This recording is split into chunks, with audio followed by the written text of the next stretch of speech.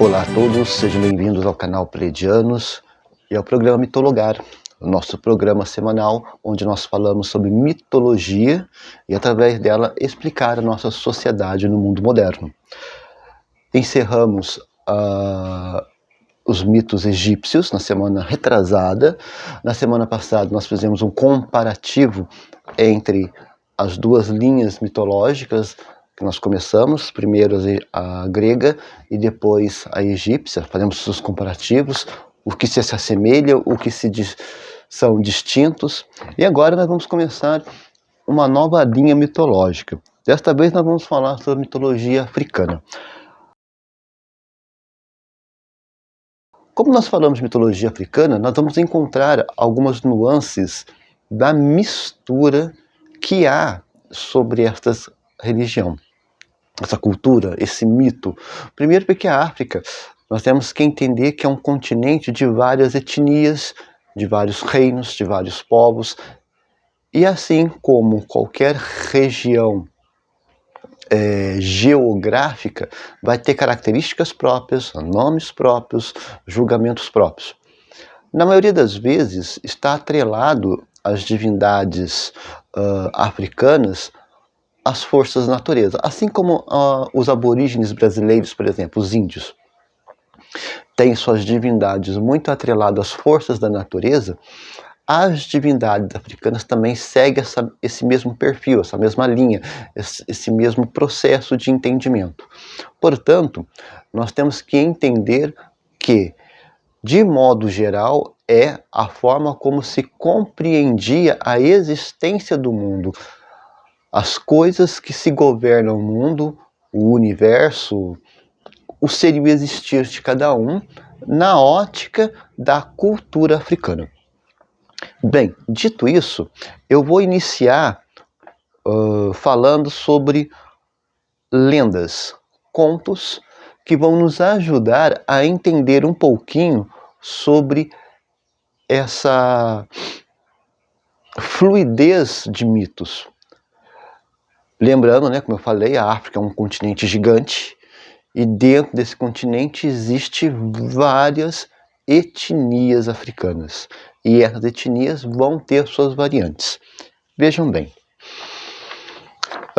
quando nós falamos que existem coisas entre o céu e a terra, nós vamos tentar, à luz do mito, desmistificar e trazer isso para a nossa vida, nosso cotidiano, nosso ser e existir como pessoas. Por exemplo, terra colorida. Para os Chiluques no Nilo Branco, olha bem, nós estamos falando na parte saindo do Egito, descendo mais para o centro da África. O Deus Criador era tudo, era Juok. E de forma semelhante ao Antigo Testamento católico, o judaico, ele criou os humanos a partir do barro. O mito específico do povo africano, no entanto, vai além do primeiro homem e da primeira mulher e explica as diferentes tonalidades de pele presentes na Terra. Nós sabemos que as raças humanas são três. Nós temos a raça branca, a negra e a amarela. A amarela é predominante lá no continente, no Oriente. A África, o continente africano, praticamente toda é a raça negra, e a Europa seria a raça branca. O continente americano é um misto destas raças porque nós fomos colonizados. Por isso, o continente americano, nós vamos encontrar todas as raças dentro dela. Mas, originalmente, africano, todo o continente africano é raça negra, a Europa é a branca e o Oriente são as pessoas de pele amarela. Originalmente, de assentamento, de origem, de construção de sociedade. E aí, é claro que ao longo do desenvolvimento da sociedade humana, das grandes navegações, das descobertas de novas terras, da divisão da Europa entre as outras terras de outros continentes que não tinham sido fincada a bandeira ora portuguesa ou ora espanhola, vai também modificar esse cenário, introduzindo outras raças e gerando mais etnias ainda, mais pessoas de cultura, de linguagem, de meios de vida mais distintos ainda. Assim como no Brasil, vocês sabem que no Brasil, embora nós falamos a língua portuguesa, mas nós temos uma facetas de culturas. O Nordeste tem as suas características, o Norte tem as suas características, o Centro-Oeste tem as suas características, o Sudeste tem as suas características, que é a região que eu habito, o Sul também tem as suas características. E todos somos Brasil. Todos falamos língua portuguesa, todos somos brasileiros. E aí, com seus sotaques, com seus maneirismos, com as suas identidades próprias. A mesma coisa acontece com o continente africano. Segundo a tradição, Juuk teria usado barro de diferentes territórios e regiões para moldar os humanos. Assim, onde a terra apresentava um tom mais claro, ou uma área ou areia branca, os homens brancos nasceram. Os Chiluques no Nilo Branco, na região da África Oriental, por sua vez, foram feitos a partir de uma terra escura, né? Terra preta.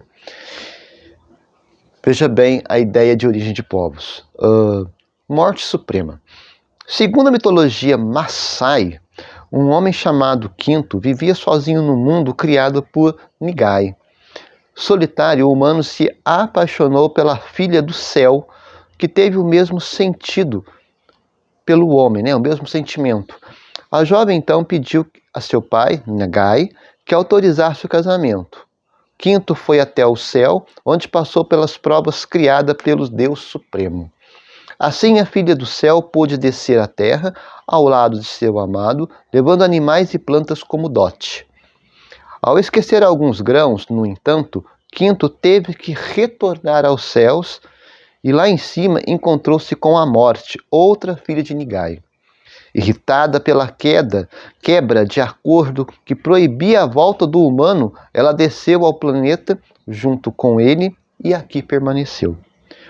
Uma vez em terra firme, a Morte instalou-se em uma casa e prometeu matar todos os filhos que nascessem do casamento entre Quinto e a filha do céu.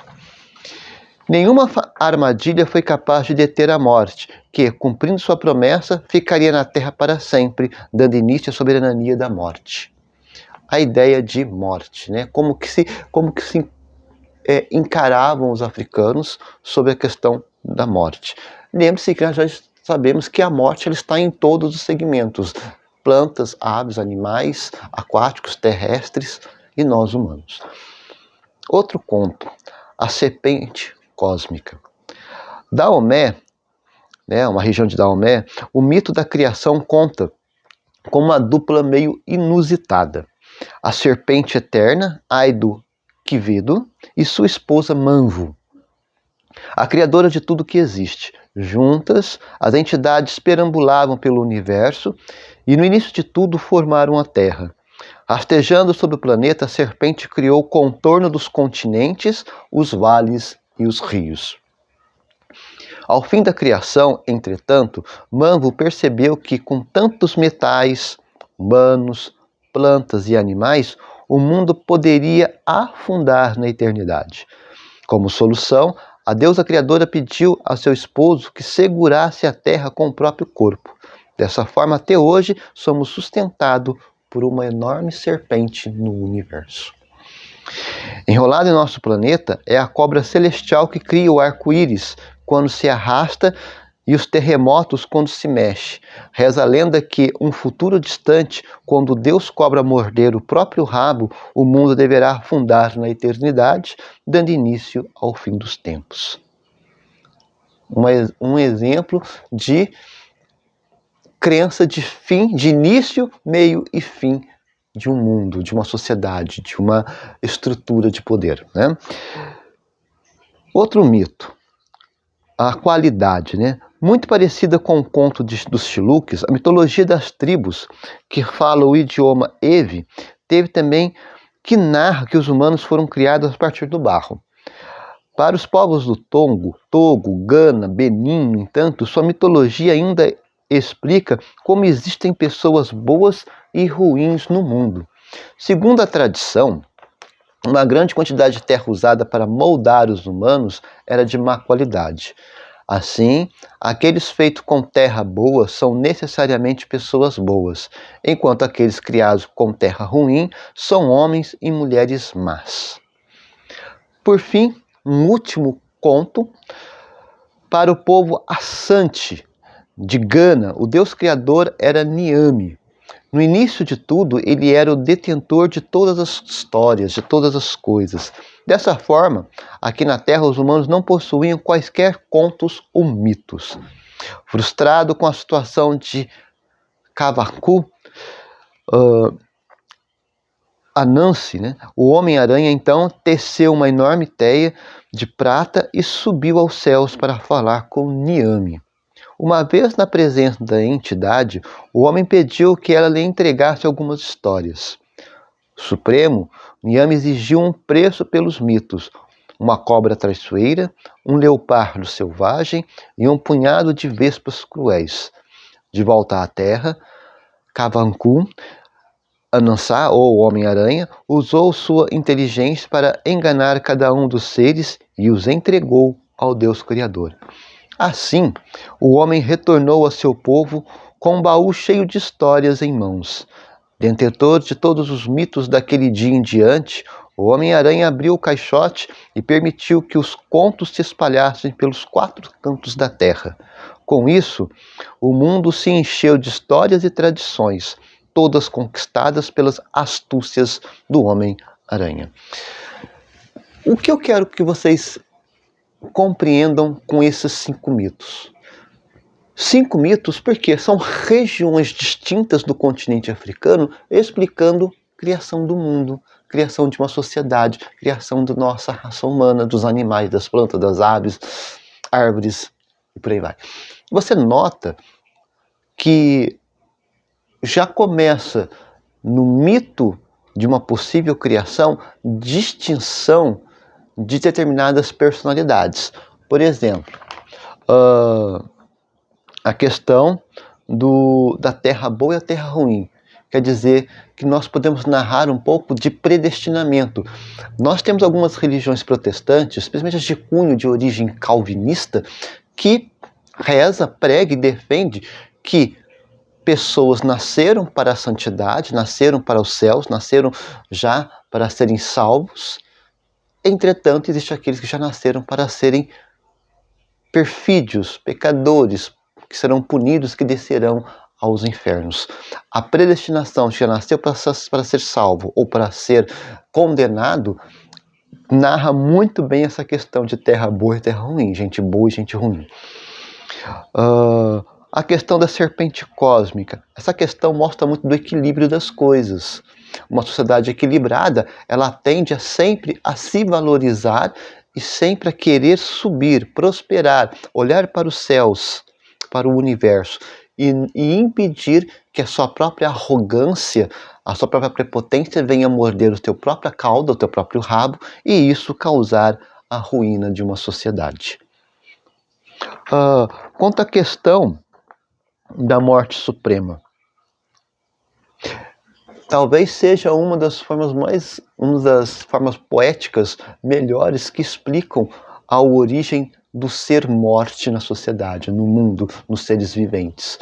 Porque não temos ainda uma explicação coerente sobre a morte. Por que a morte existe? Por que ela habita? Por que ela sempre tem a palavra final sobre animais, plantas e o ser humano? Por que ela sempre leva a palavra final? Tanto que dentro da área psicológica, filosófica, sociológica, nós não podemos descartar a questão da morte, porque ela faz parte da nossa vida, nós convivemos com ela todos os dias, a todo momento, a toda hora, a todo segmento. Não existe nada que possa impedir a morte. Ela pode ser abreviada, mas não impedida. Então o mito, ele traz essa questão de como que a morte veio se fazer presente no mundo e como essa mesma morte ela age de maneira impetuosa. E por fim, a origem da Terra, novamente, sobre os homens de raça branca, de raça negra, do solo, da Terra. E isso acaba ajudando também, de uma certa forma, começarmos a buscar ideias, pensamentos sobre distinção de sociedade. A distinção de sociedade, se nós pensarmos que o homem branco veio da terra boa e o homem negro da terra ruim, nós já começamos a haver uma ruptura de cultura. Não existe esse negócio. Né? Ninguém nasceu para ser bom permanente, ninguém nasceu para ser mal permanente. É a estrutura da nossa vida, a sociedade como ela é constituída, que vai moldar o caráter das pessoas. Dificilmente uma pessoa que nasce numa favela de violência, de droga, de injustiça, de inverdades, vai se tornar uma pessoa justa e boa. Eu não vou dizer que isso não aconteça. Pode acontecer, mas as chances de você seguir o universo que habita é uma índice. Não é uma variante, é uma índice. Da mesma forma que uma pessoa que nasce numa sociedade equilibrada, gente de honra, gente honesta, gente de bem, gente que estuda, que é letrado, pode gerar gente ruim também. É claro que é mais difícil, porque você tende a construir, a trabalhar consciências. A minha consciência de o meu personagem como sociedade, mas não livre de criar gente mau caráter dentro deste meio. Tanto que existem pessoas ricas, brancas, bem de vida e são extremamente mau caráteres. E existe gente pobre, negra, que viveu em favela e são extremamente honestas. Então nós temos que entender que o meio molda o nosso caráter. Ora para o bem e ora para o mal. Por quê? Porque a bondade e a maldade está dentro de mim, está dentro de você. Cabe a nós saber o que nós vamos cultivar, o bom ou o mal. Então, gente, depois de inaugurarmos esses 5 mitos, essas 5 lendas, o que a mitologia africana, então, tem a nos dizer? Primeiro, a mitologia africana tem mais de 400 divindades. Então é humanamente quase que impossível nós ficarmos aqui falando de divindades. Nós vamos focar nas principais, assim como eu fiz com as gregas e com as egípcias.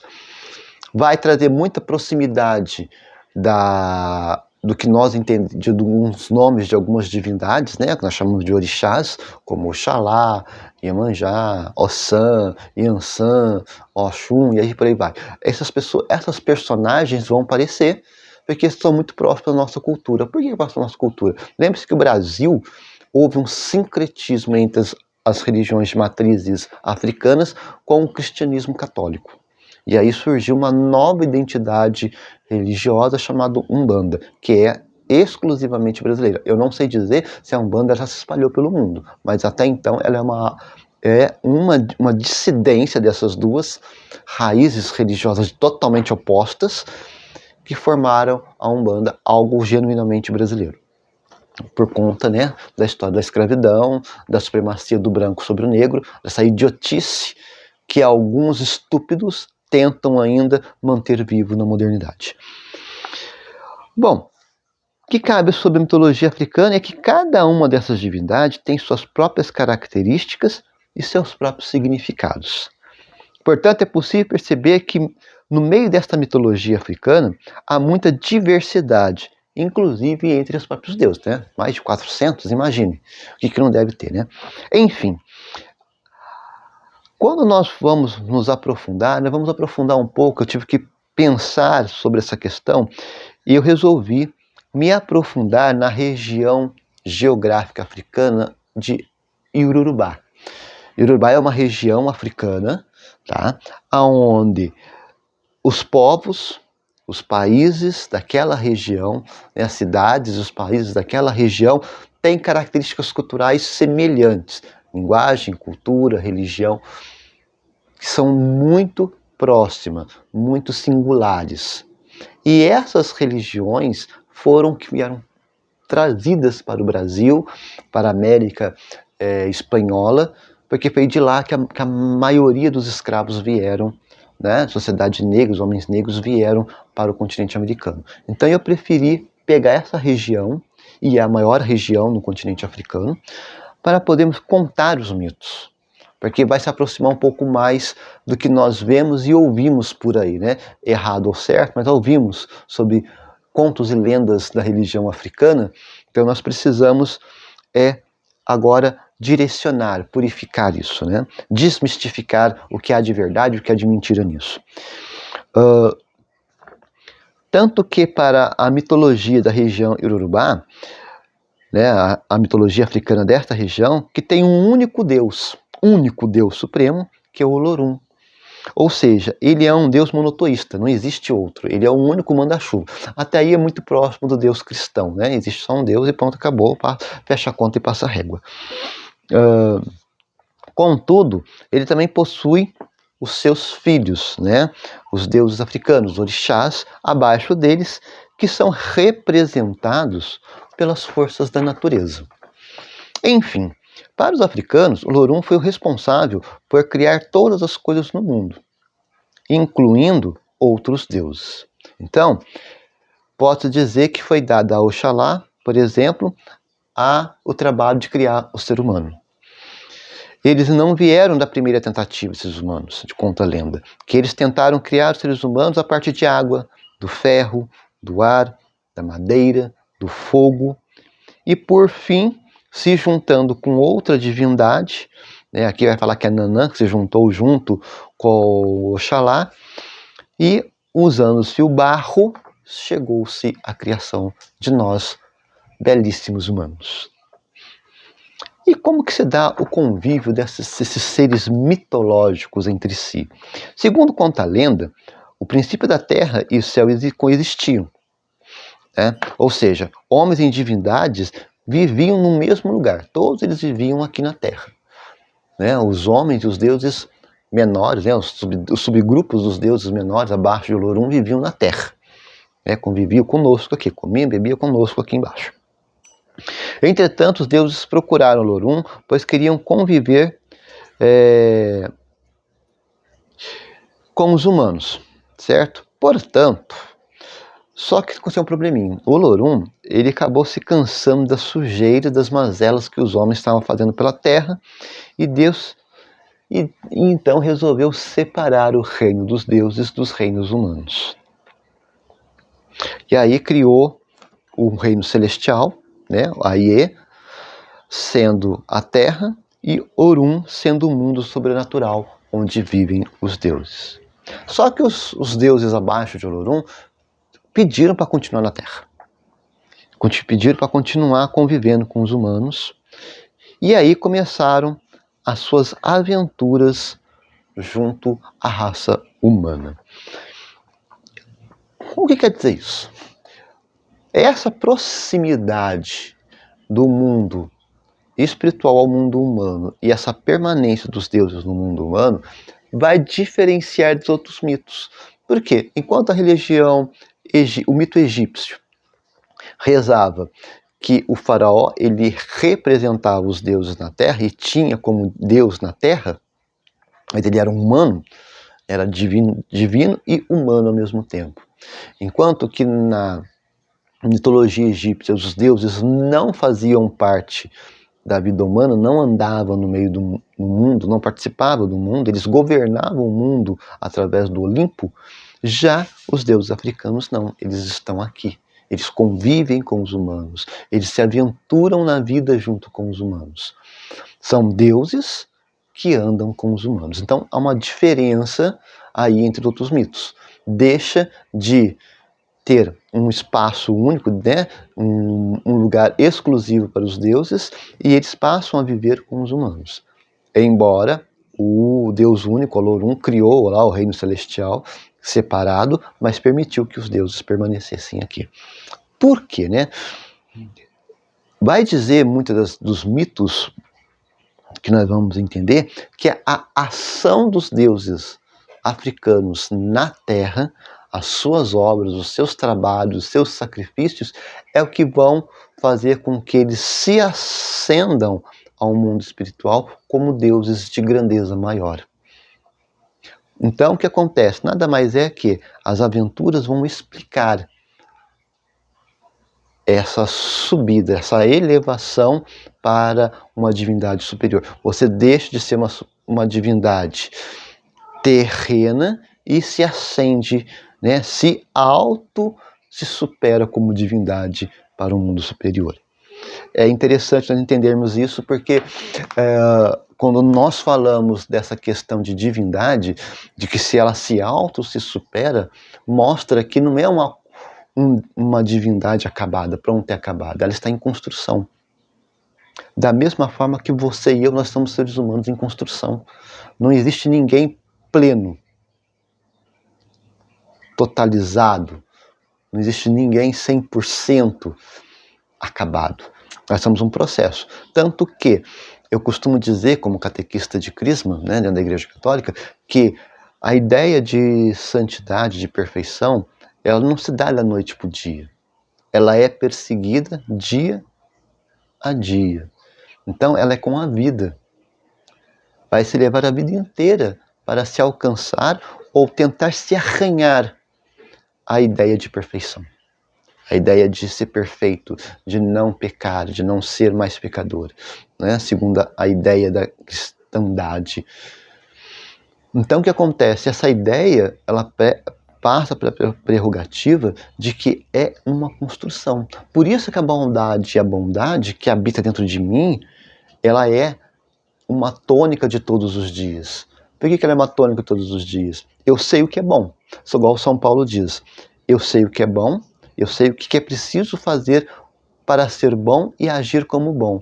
Mas existe dentro de mim uma força que me encaminha para a maldade, a fazer coisas erradas. Então há uma luta constante entre o bem e o mal dentro de mim. E essa luta, ela se faz presente em cada ser humano. Eu sei o que é bom, mas por que eu não faço o que é bom? Por que eu não faço o que é legal?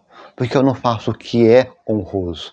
Por que eu acabo optando pela desonra, pela maldade, pela injustiça, pela corrupção, pela cegueira, pela ignorância, pela estupidez, quando eu posso seguir o contrário? Que eu sei o contrário existe, mas por que eu não a persigo? Por que eu não a produzo na minha vida?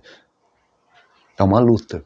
E é exatamente essa luta que vai mostrar nos mitos, ao passar dos programas, que nós vamos nos identificar muito, mas muito. Se nós já nos identificamos muito com os dois mitos, né? os dois universos distintos dos mitos gregos e egípcios, o africano vai aprofundar ainda mais.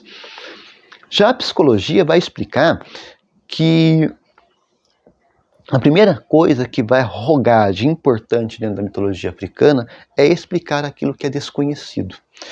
Assim como muitas outras culturas, os mitos e lendas africanos frequentemente explicam fenômenos naturais, como o surgimento do sol, lua, ventos, desastres naturais. Essas histórias fornecem uma maneira de dar sentido ao mundo e reduzir o medo do desconhecido. Na sociedade moderna, qual que é o medo que ainda vigora?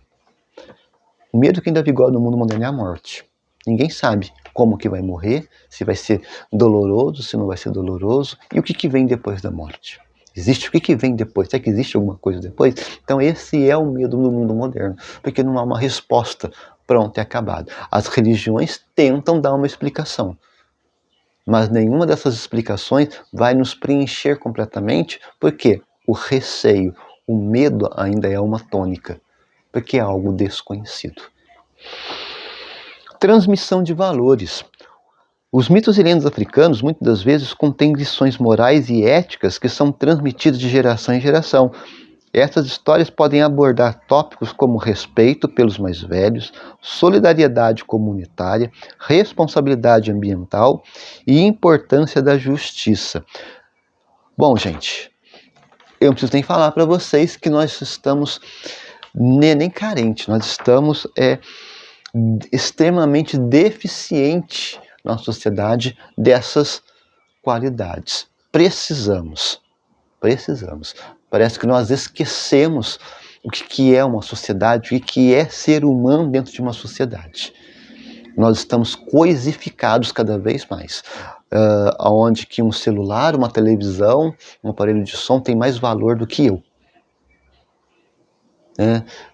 Eu até costumo falar, que às vezes eu me lembro que meu pai, às vezes mandava a gente ajudar a fazer determinados tipos de serviços braçais, e a gente acabava se machucando, porque para não estragar um instrumento ou um produto que foi comprado para ser aplicado, e acaba se machucando, para não derramar, por exemplo, tinta, não derramar tinta, isso aqui.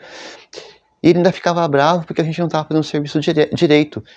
E aí reclamar que se machucava e falava assim, não, mas couro, ralou a pele, couro cresce de novo. O que quer dizer com isso? O produto não pode estragar porque não vai dar outro. Ele não vai brotar de novo. A sua pele cresce de novo. Então a sua pele não tem problema se arrebentar. Ela vai voltar ao normal. Agora, o produto em si não volta. Não pode estragar. Ele é mais importante do que o seu machucado. Então você começa a entender a coisificação. Gente, até hoje, quando eu lembro dessas histórias, eu olho e expresso isso com um certo ceticismo, até um certo amargor, de ver o quanto que sua própria família não olha para você como família, né? Olha você como objeto, como se fosse uma peça de trabalho e não uma pessoa. E quantas pessoas não passam por isso? Estão passando por isso, por essa visão de que nós somos um instrumento para gerar lucro para alguém. Né? Então nós estamos mais do que nunca deficientes dessas qualidades. Outro ponto, identidade cultural e ancestralidade. Os mitos e lendas africanos frequentemente estão ligados à identidade cultural e à ancestralidade. Eles ajudam a conectar as gerações presentes com as suas raízes, contando histórias sobre heróis, ancestrais e eventos que moldaram a história da comunidade. Ora, nós precisamos disso. Quem sabe dos nossos heróis brasileiros? Por exemplo, nós temos um problema muito sério no estado de São Paulo, que é a Revolução Constitucionalista de 1932. Que Revolução Constitucionalista do cacete? Me desculpe a expressão da palavra. A guerra que houve em 1932 foi guerra, foi briga. Os soldados paulistas lançaram a mão em armas e foram para a guerra. Não tem nada de constitucionalista nisso, não. Nós, no Brasil, temos a ideia de dar constitucionalidade como se fosse algo bom, guerras, revoltas por justiça, por melhores coisas. Nós temos, comemora-se Tiradentes. O que Tiradentes fez? O homem morreu por defender algo. Aí nós tornamos o dia de Tiradentes como algo festivo, como se fosse algo constitucionalista. A Guerra dos Farrapos, Sabinada, Balaiada, são guerras, são revoltas, onde as pessoas se revoltaram contra o poder constituído da época em busca de melhorias de vida. E nós tornamos isto como se fosse algo constitucional, como se o governo, o poder da época aceitasse isso passivamente como bonito. Não, não houve. Se vocês não sabem, pegue um livro de história e vá estudar o que foi a Sabinada, o que foi a Balaiada, o que foi a Guerra dos Farrapos, o que foi a Inconfidência Mineira, o que foi a Revolução de 1932. Vocês vão ver que é guerra. Guerra é o quê? Quando você busca fazer com que os seus direitos constitucionais sejam executados, sejam garantidos, sejam postos em prática. E ainda hoje nós vivemos esse dilema. Os direitos constitucionais do nosso povo brasileiro estão sendo feitos? Estão sendo exercidos conforme a lei manda? Fica aí para você pensar. Simbolismo e metáforas. Muitos dos mitos africanos usam símbolos e metáforas para transmitir mensagens profundas sobre vida, morte, amor, poder e outros aspectos da existência humana. Essas histórias podem ser interpretadas de várias maneiras, permitindo que diferentes gerações e indivíduos encontrem significados pessoais nelas. O bom do mito, quando ele é transmitido através desse negócio de ancestralidade, através do conto, da alegoria, que você se encontra nela. Você consegue encontrar voz, você consegue encontrar aquilo soa para você como um alento, como uma luz de esperança de mudanças.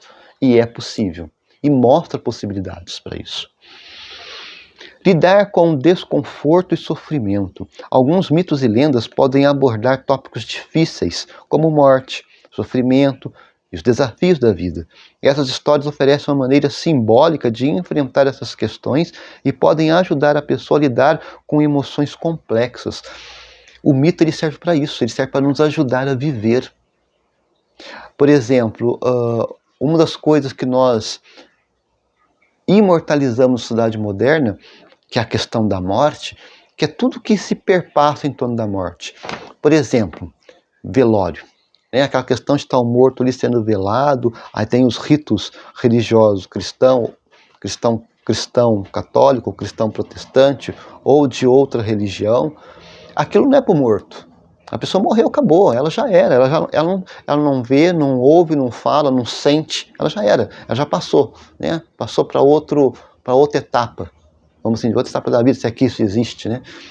Todo esse rito de funeral, de rito religioso, de palavras, de preces, de rezas, seja o que for, é para os vivos, era para os parentes do morto, para os entes queridos do morto. São para as pessoas, são para mim, para você, para nos ajudar a suportar a dor e o sofrimento de passar pela experiência do que é morte. Por isso que tem essas diferenças. Não é para o morto, são para nós. E nós herdamos isso dos mitos, tá? Conexão com a natureza. Muitos grupos culturais africanos têm conexão profunda com a natureza, e seus mitos e lendas frequentemente refletem esta relação. Essas histórias podem personificar elementos naturais e animais, transmitindo a ideia de que os humanos fazem parte de um ecossistema maior. Óbvio, nós precisamos entender o que é mundo. O que é mundo? Ainda mais na sociedade moderna, com esses desastres ambientais que estão ocorrendo. Nós nos achamos o topo da pirâmide do ecossistema.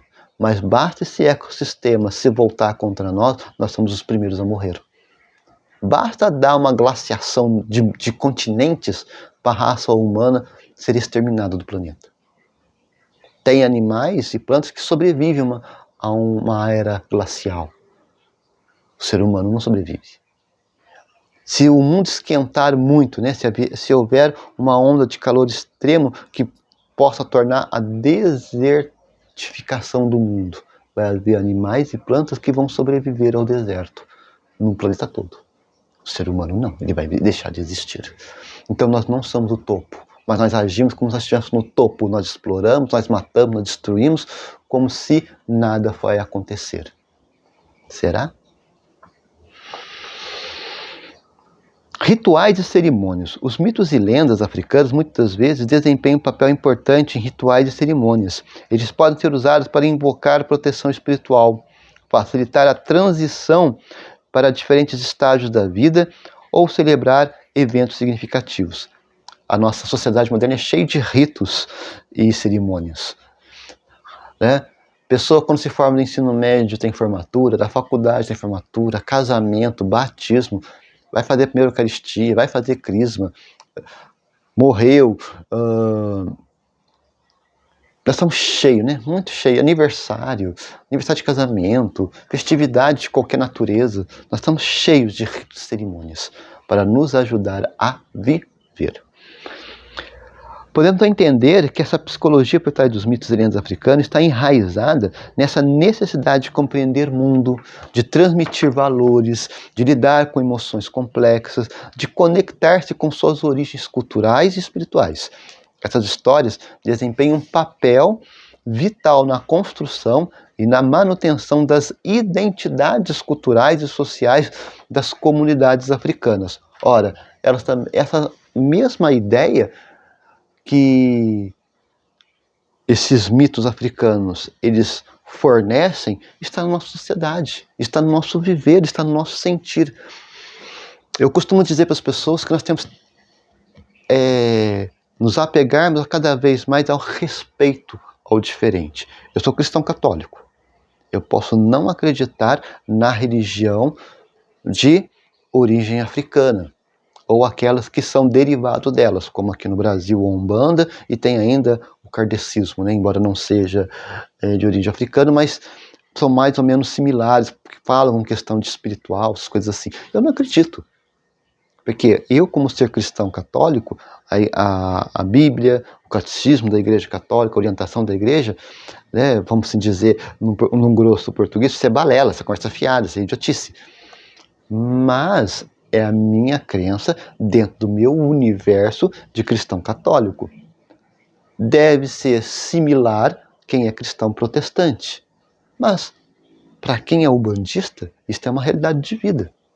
Para quem pratica a religião africana, o candomblé e suas variantes, isso é uma realidade, isso é verdade. Para quem é adepto da espiritualidade, né, do espiritismo, do kardecismo, são realidades. Não é porque eu não acredito, elas não têm seus significados. Não tem para mim, mas para quem acredita tem. Então eu posso não aceitar, não gostar, não achar legal, mas eu tenho que respeitar. Porque para outras pessoas tem significado. Aquilo tem sentido, aquilo move a vida da pessoa, ajuda ela a viver, a existir no mundo, ajuda ela a se desenvolver como pessoa no mundo. Assim como a religião cristã, seja católica ou protestante, me ajuda e ajuda aqueles que são cristãos, como eu, a viver, a suportar o mundo presente, é a mesma coisa para outras pessoas. E nós precisamos entender que viver neste mundo maluco é preciso ter muito aporte psicológico, religioso, emocional, físico, para acordar todos os dias, buscar ânimo para encarar o mundo. O mundo vai existir todos os dias, vai nascer todos os dias, os problemas vão existir todos os dias. A forma de encará-los é que muda. E como que se muda isso? Através de subterfúgios, de necessidades que nos ajudam a encarar o mundo. Com sabedoria, com inteligência, com perspicácia e persistência. Não ser cego, não ser estúpido, não ser intolerante nem ignorante. Porque aí você está fazendo um desserviço para você, para a sociedade que você vive e até mesmo para a fé ou para a religião ou para seja qual for o seu idealismo, você passa a fazer um desserviço, porque a intolerância ela gera ódio, e o ódio gera rupturas e destruição. No fim das contas, ninguém ganha nada com nada. Bem, gente, eu espero que vocês tenham gostado dessa introdução. Eu tive que fazer essa introdução para vocês entenderem o que é a mitologia africana, como que ela se desenvolve, como que ela age. E agora, nos próximos programas, nós vamos ver personagem por personagem e vamos aprofundar nesses personagens sobre as suas moralidades, seus dilemas, suas conquistas e como seus exemplos, suas histórias, seus mitos influenciam a sua vida, a minha vida, dos mitos que foram passados de geração em geração até a sociedade presente. Da mesma forma que aconteceu com a sociedade, com os mitos durante a sociedade egípcia e os mitos da sociedade grega que chegaram até os dias de hoje para nós, os africanos também chegam e chegaram e estão presentes na sociedade moderna. Me despeço por aqui, tenham um bom fim de semana, nos encontraremos aqui no canal Pleiadiano, no programa Mitologar, como de costume, no mesmo horário, nem sempre no mesmo dia, mas estamos aqui. Um forte abraço a todos e até a próxima.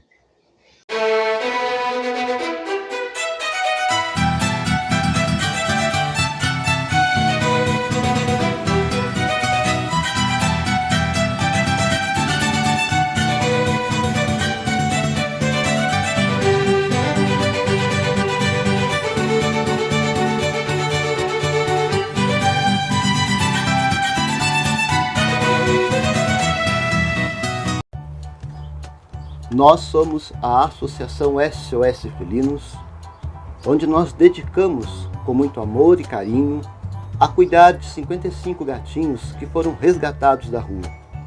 E através de sua inestimável ajuda, estamos conseguindo dar a esses bichinhos muito amados um lar, alimento, remédios, veterinário, além de muita atenção, cuidado e imenso amor.